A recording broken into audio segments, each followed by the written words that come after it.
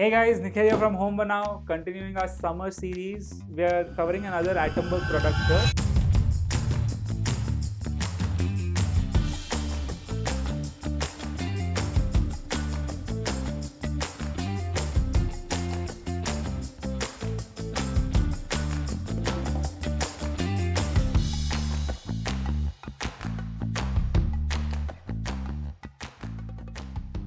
This is a product which I personally use in my balcony in a small home office which I have. It's been quite interesting. I've been using this for the last couple of years. And 2 years back, the installation for this I had done myself and I had screwed it up.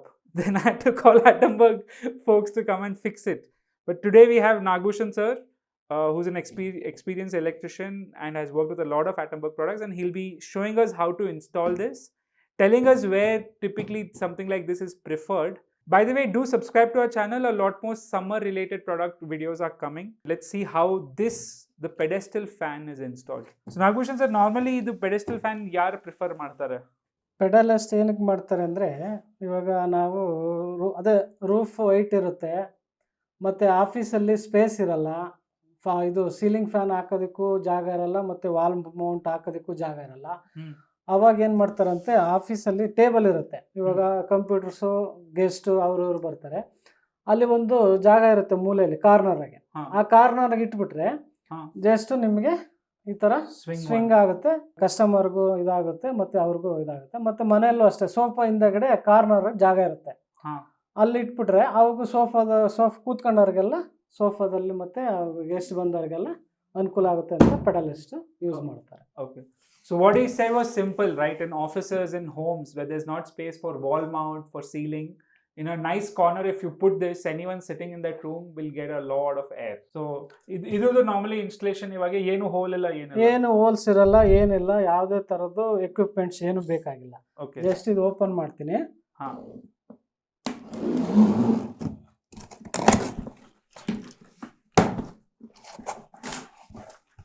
Just open ಮಾಡಿದ್ರೆ ಈ ಥರ ಇದಿರುತ್ತೆ.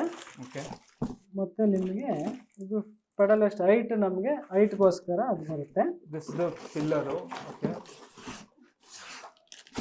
This one motor. This the motor guys.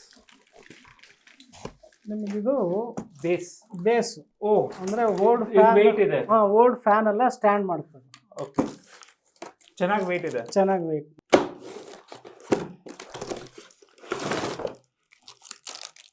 ಇದು metal ಇಲ್ಲ, ಇದು ಬಂದು ಪಿಯೋ ಥರ ಇರುತ್ತೆ. ಈ ಥರ ರಿಮೂವ್ ಮಾಡಿದ್ರೆ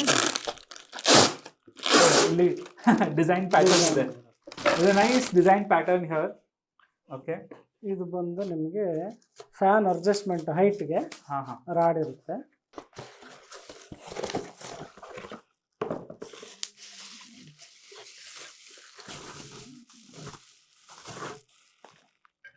ಇದು ಇನ್ನೊಂದು ಆಪ್ಷನ್, ಯಾರು ಎಲೆಕ್ಟ್ರಿಷಿಯನ್ ಯಾರಾದ್ರು ಅವೈಲೇಬಲ್ ಇಲ್ಲ ಅಂದರೆ ಇದು ಮಾಡ್ಬೋದು, ಅವರೇ ಮಾಡ್ಬೋದು ಮನೆಯಲ್ಲಿ.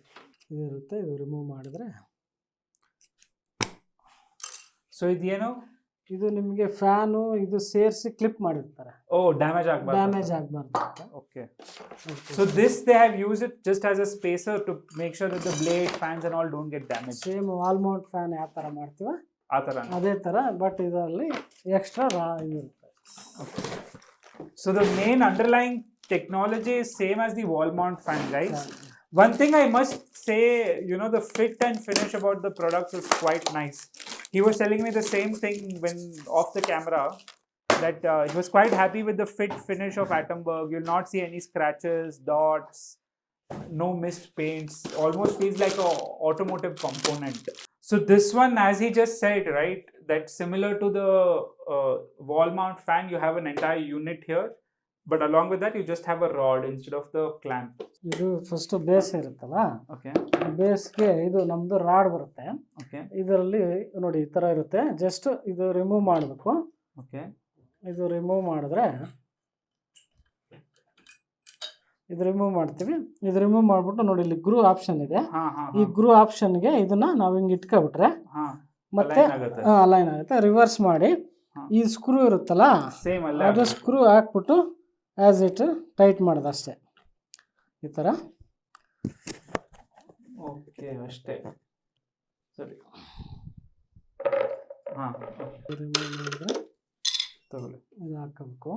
ಸೊ 4 dots, 4 ಡಾಟ್ಸ್ ಇರುತ್ತೆ, 4 ಡಾಟ್ಸ್ grooves. ಗ್ರೂವ್ಸ್ ಇರುತ್ತೆ. ಮತ್ತು ಇದೇ ಥರ ಟೈಟ್ ಮಾಡಬೇಕು. ಸೊ ಇದು ಪ್ಲಾಸ್ಟಿಕ್ ಪಾರ್ಟ್ಸ್ ಏನು ಪ್ರಾಬ್ಲಮ್ ಆಗಲ್ಲನಾ? ಇದು unbreakable plastic. So I just asked him if these plastic parts will have a problem, and he just said, you know, the plastic is unbreakable. Here's the blade, guys. Plastic blades ಇದು. Same as it is. ನಾವು ಇದೇ ಥರ ಗ್ರೂ ಇರುತ್ತೆ, ಆ ಗ್ರೂಗೆ lock ಮಾಡಿಬಿಟ್ಟು ಇದನ್ನು tight ಮಾಡ್ಬಿಡ್ಬೇಕು ಅಷ್ಟೇ. ಇದು ಟೈಟ್ ಆಯಿತು. ಮತ್ತು ಹಿಂಗೆ ಇಟ್ಕೊಂಡು ಇದನ್ನು ಮತ್ತೆ ಲೂಸ್ ಮಾಡ್ಕೊಂಡು ಸ್ವಲ್ಪ. ಸೊ ಬೇಸಿಕಲಿ ಒಂದು ಚಿಕ್ಕ ಸ್ಕ್ರೂ ಡ್ರೈವರ್ ಇದ್ದರೆ ಸಾಕು. ಟೆಸ್ಟರು ಸ್ವಲ್ಪ ಸ್ಕ್ರೂ ಡ್ರೈವರ್ ಇದ್ದರೆ ಸಾಕಾಗುತ್ತೆ. ಇದೇ ಥರ ಗ್ರೂ ಇರುತ್ತಲ್ಲ, ಈ ಗ್ರೂಗೆ ಲೈನ್ ಮಾಡಬೇಕು. ಕರೆಕ್ಟಾಗಿ ಲೈನ್ ಮಾಡಿದ್ರೆ ಪರ್ಫೆಕ್ಟ್. Here's their logo. ಅದಾಯಿತು. ಅದೇ ಮತ್ತೆ ಇನ್ನೊಂದು ಗ್ರೂ ಇರುತ್ತೆ, ಅದಕ್ಕೆ ಹಿಂಗೆ ಇಟ್ಬಿಟ್ಟು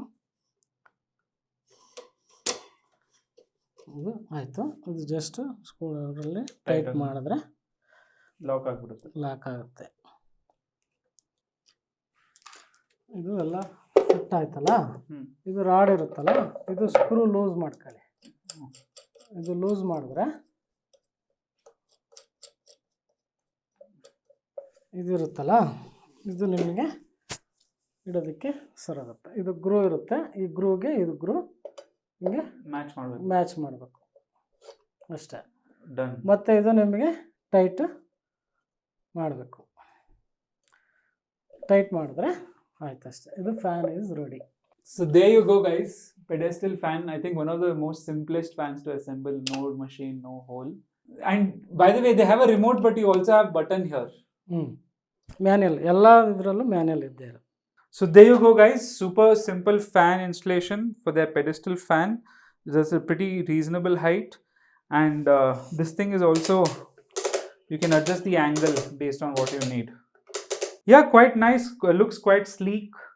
I think the overall unit also, you know, is sturdy enough where it can easily take some simple bumps and it won't fall.